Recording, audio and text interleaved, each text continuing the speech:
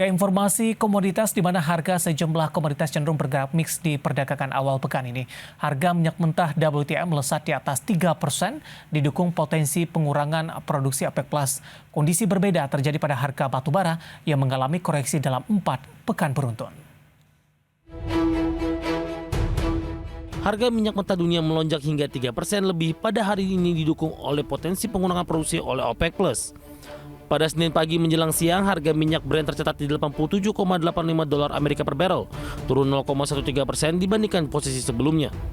Kondisi berbeda terjadi pada jenis light sweet atau West Texas Intermediate, justru melesat 3,13% ke 81,98 dolar Amerika per barrel.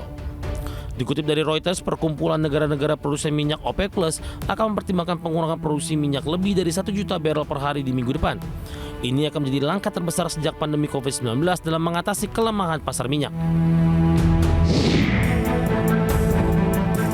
Harga batubara melemah 0,61% pada pekan lalu. Jika menghitung pergerakan secara mingguan, maka harga batubara sudah melemah dalam 4 pekan terakhir. Pada pekan pertama September, harga batubara koreksi 2,34%, pekan kedua melandai 0,60%, dan pekan ketiga September koreksi dalam 4,16%. Dengan koreksi ini, dalam setahun kenaikan harga batubara terpangkas menjadi 87,88%. Pada perdagangan terakhir pekan lalu, harga batubara kontrak November di pasar AS Newcastle ditutup di 407,7 dolar Amerika per ton, melandai 0,38%. Sejumlah analis menilai di pekan ini harga batubara diperkirakan masih akan bergerak di kisaran 400 dolar Amerika per ton, ditopang masih tingginya permintaan. Harga komoditas minyak sawit mentah atau crude palm oil turun di sesi awal perdagangan hari ini, melanjutkan tren penurunannya sejak pekan lalu. Senin pagi menjelang siang, harga CPO pada sesi awal perdagangan turun 0,41% ke 3.402 ringgit Malaysia per ton. Dalam sepekan terakhir, harga CPO jatuh 8,56% secara point to point.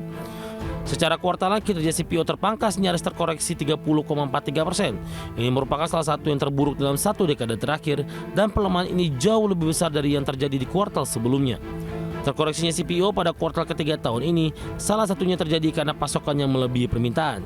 Berbagai sumber ADX Channel.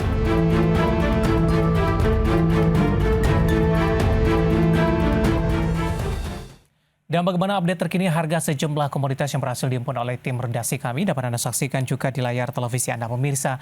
Minyak WTI tampaknya masih melanjutkan penguatan di 2,68% di 81,62 dolar Amerika per barrel. Nikel melemah di 4,57%, cukup dalam di 21.327 dolar Amerika per metric ton.